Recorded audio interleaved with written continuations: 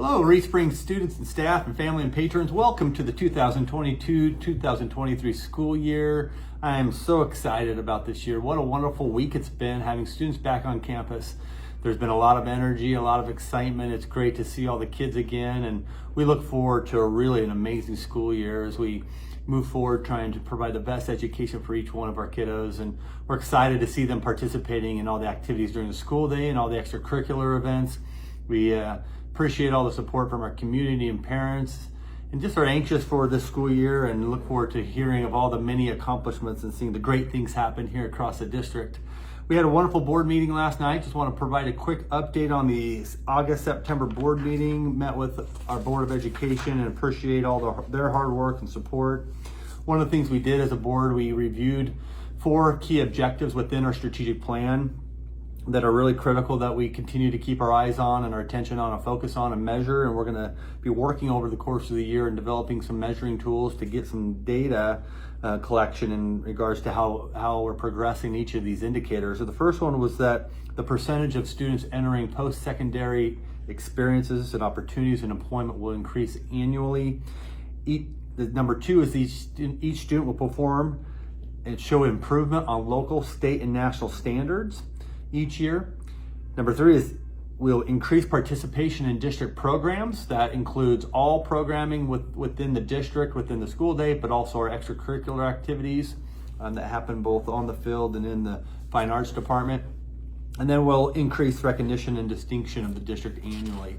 Those are the 4 goals from the strategic plan. We are passionate about our school district and look forward to just another great year and working towards implementing the strategic plan as we've promised our students, our families, our patrons. And so a lot has been happening obviously across the district over the last few years, and we're excited to have hopefully what will be somewhat of a normal year with a little bit more removed from COVID. And I know our staff's ready to just engage students in high quality level of learning. Last night the board had discussions centered around the tax rate. Every August and prior to the school year per statute, the board approves a new tax rate. There's a lot of checks and balances as we work through that, and one of the big ones is that the tax rate is sent to the state auditor for review, and also our local county clerks for the 2 counties where we have school students, obviously where we serve students. And so our tax levy will remain the same, our debt service levy and our operational levy will remain the same as it has been, as it was last year. We did have a nice boost in assessed valuation in our county. I know many of you know that, based off of the growth of businesses and new development and home values. We've actually gone up from 465 million to 497 million. It was a 6.5% increase in assessed valuation. This is good news for our community and good news for certainly entities like school districts who depend so much on the local tax revenue. So that information was shared and discussed, and the board selected or approved that tax rate, the overall tax rate again staying at $4.34. That is sent off to the county clerks as they're finalizing their side of things and then get moved forward. We appreciate everyone's support in paying their bills and paying their tax loans or tax payments and supporting our students. Going through the agenda, of course, we always post our agenda online. Our minutes are also online, so you can go to those items and review them. Just to highlight our building administrators and the staff and what they are doing in the buildings is really remarkable. Like I said, we had a phenomenal beginning of the school year. This is first few days already under our belts, and things are going really smoothly. Our experience with our primary school students, specifically going over to the annex building, and our staff and all that's happening in there, that has gone really well. And we appreciate all the hard work that our employees and custodial staff and maintenance and everyone put into getting school ready, and looking forward to obviously getting things rolling. Our Director of Communications report provided by Ben Fisher was submitted, continuing to provide good communication across various avenues. Hopefully you noticed a new website that's been rolled out. You'll also hear shortly of a new app that will be able to install on your phone, so all your information can be just located in one single app right on your phone, on your smartphone or device. And so we're excited to roll that out, and more information will come on that piece.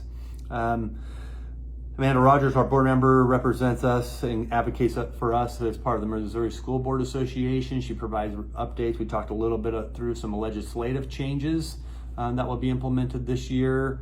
We'll have more information rolled out as we move through those items, but all is well.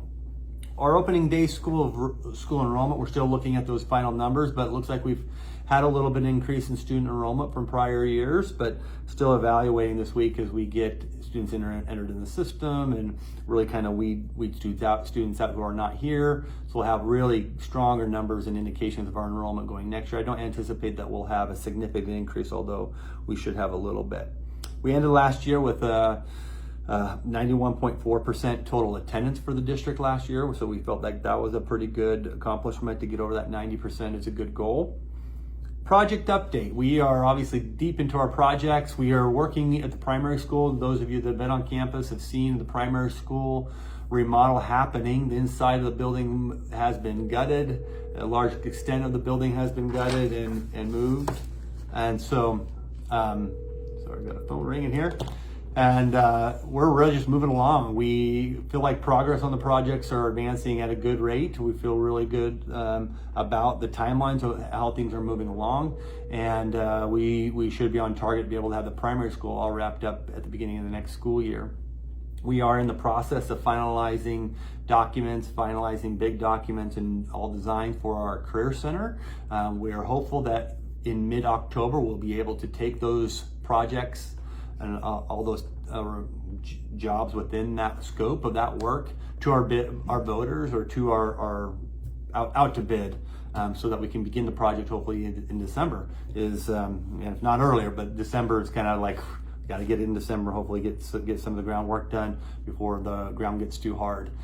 So we're excited about that. Working on our playground projects as well, which is a little bit further out. We'll have a lot more information coming in future board meetings and future videos and updates about those projects, the playground park and the other projects.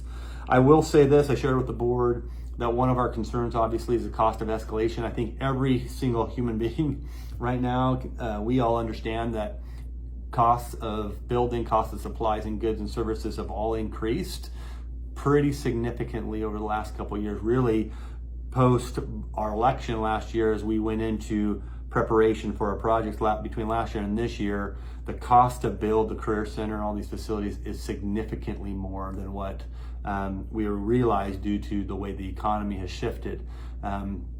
So we are working to develop a plan to be able to meet the needs of those projects and be able to accomplish all those. We're going to have to be creative in that effort, because just those costs of escalations have we're already exceeding that initial bond money that we have had approved, that no tax increase bond money. But we're working on a plan that will begin to draft and prepare for the board for consideration as we dive into those projects. I feel really good and really confident that we'll be able to continue to tackle each of the projects as promised. But we're just going to have to get a little bit of use some creativity as we figure out how to fund those projects.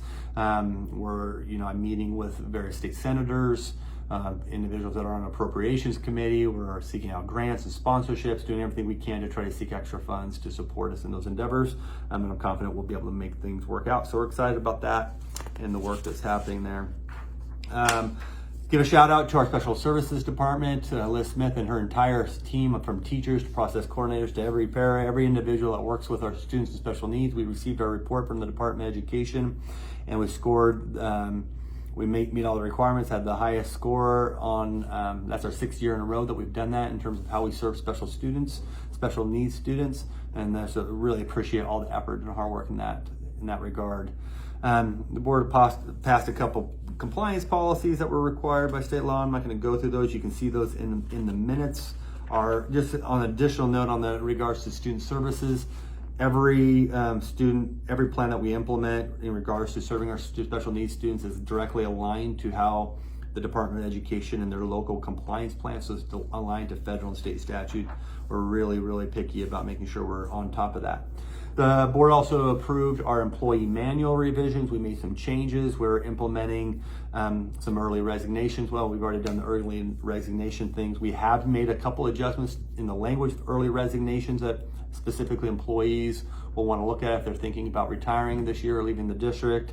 That early resignation incentive to notify the district and to receive that incentive is only intended for full-time or part-time. If you're a part-time employee, it's prorated. It can only be received one time. You can't leave and then come back to the district and get it again.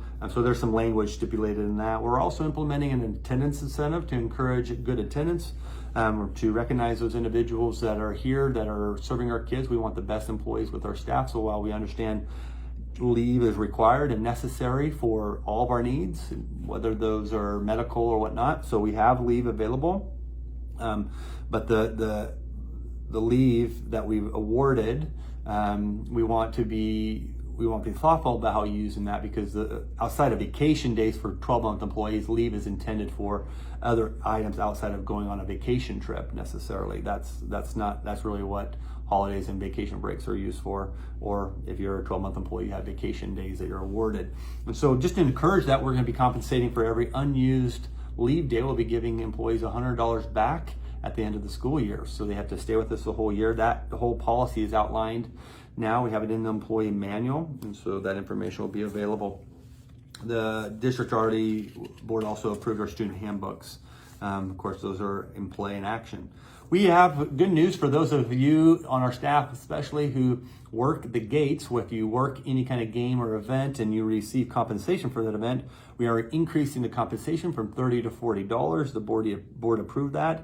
And if by chance you're one of those special individuals who is tasked to stay for 3 games rather than 2, rather than getting that same amount of money for a 2-game night, you're actually going to get extra compensation for that 3rd game. So you can make up a total of $60 that night for covering gate. So we're excited that that's implemented. The board approved our tuition rate. That's in there for non-resident students who want to attend the district, which we don't have any, so I'm not going to spend much time on that. But if there is, if anybody's interested in attending our district and wants to pay our tuition, they can contact our office. We went over some final budget revisions that was approved to the board for last year as our auditors came. Our audit will come out in December. We'll have that report available for the board and presented. The other piece of information, I did spend some time talking with the budget with the board. We are in good financial position as was promised. You know, when we went into the voters in 2020, the spring of 2020, we had a plan on how we were going to use Prop RS tax rate increase dollars to address all those areas within the strategic plan. We've been able to do that while we're still able to build a good reserve balance and prepare for the positions we're going to need to add to expand early childhood and expand some programs at our career center. So we're feeling really good about that. We are thoughtful about the budget, the board and I and our team thoughtful about the budget in how we build up our capital improvement fund so that we can help support the escalated cost of these projects, but we also have to maintain competitive salaries and wages for our employees. In a market, while we've done some big salary increases in the last couple of years, the market has shifted where, you know, now you have employees that are, you know, high school graduates that are leaving making $15 to $19 an hour at jobs that used to pay, you know, $12 an hour. So we have $10 to $12 an hour. So we have employees now whose wages are probably not all aligned with some of the area jobs. However, we do have a lot of benefits that area jobs don't have in terms of our work week, our work year, the vacation pay. We have some opportunities for loan forgiveness if you're an employee, if you have student loans. There's just a lot of other perks, but we'll be looking at compensation and salaries this year. So overall, we are not deficit spending within our budget. We are surplus spending. We'll have some surplus at the end of the year. Obviously, we'll be spending $20-something million just on the projects this year. maybe not quite that much this year, but we'll spend quite a bit of money on the projects to get those rolling this fiscal year and get those wrapped up for the primary school and then starting the Career Center. So there'll be quite a few dollars spent on that. But outside of that, it's a really balanced budget, and so that information was shared with the board, and I'm just proud and honored to work with such a strong board of education. I just love being in the district. I just have felt so honored to be here, and I'm so excited. I feel like this is going to be just a remarkable school year. I'm so proud of all the work our staff does and are doing, and just grateful for all of our students and just the excitement they have about being here. And it was interesting. I went to every classroom. Try to hit every classroom this week on the first day of school the best that I could, and try not to miss any if I could. And it was interesting seeing the progression of primary school all the way up through high school and seeing how students are reacting to coming back to school. You see a little bit more of a dragging, in the high school level, but still I know they're excited about being back and connecting with kids. And I just love that they're able to be in a district that values their education at such a high level, and in a community that supports them. Thanks everyone for all you do. Look forward to next month and updating you in September. Have a great month, and go Wolves.